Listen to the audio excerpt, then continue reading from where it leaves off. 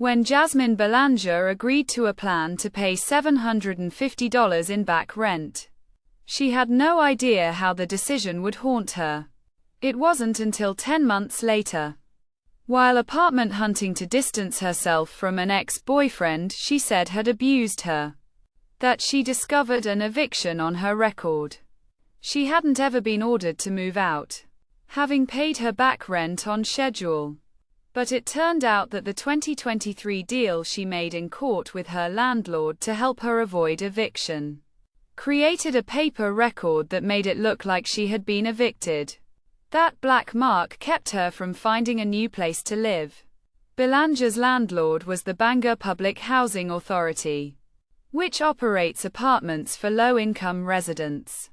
The U.S. Department of Housing and Urban Development strongly encourages public housing authorities to offer so-called repayment agreements to tenants who have fallen behind on rent in order to help them stay in their homes.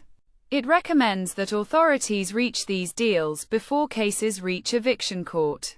But housing authorities have flexibility as to how to design and enforce such agreements, and the way these second chance opportunities are executed in some parts of Maine, verbally in eviction courts with little judicial oversight, has come back to harm even tenants who meet every term of their deals. That's because judges here don't pause eviction cases even when tenants and housing authorities reach agreements.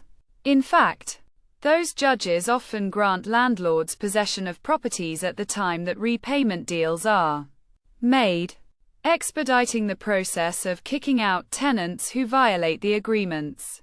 Some states have taken steps to prevent this, requiring landlords to return to court to evict tenants who don't fulfill the terms of their repayment plans.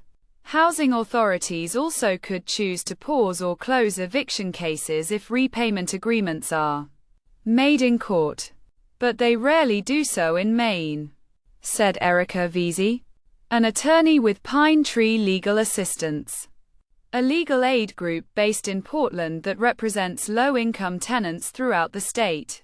Most housing authorities in Maine, including Bangor's, told the Bangor Daily News and News Pulse that they follow HUD's guidance and try to reach agreements with tenants outside of courts.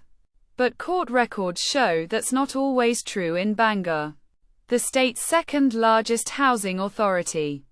There, 54 tenants had repayment agreements made in court, according to the newsroom's examination of eviction filings between 2019 and 2024.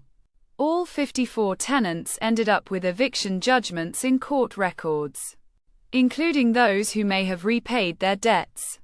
If a repayment agreement was made outside of court, it would not appear in any official record. Maine's court system is one of the last in the country to rely on paper records, making a holistic accounting of ghost evictions difficult. But the Bangor cases show for the first time how these repayment agreements can backfire for tenants against the intent of HUD's guidance. Presented with these findings, Mike Myatt, executive director of Bangor's Housing Authority, said he did not know public housing residents would automatically end up with evictions on their records if they entered into repayment agreements in court. I don't quite understand or know how those processes may be changed, Myatt said. We would certainly lead an effort to change these rules. During President Donald Trump's first term, HUD began urging housing authorities to reach repayment agreements before evicting tenants amid the coronavirus pandemic in 2020.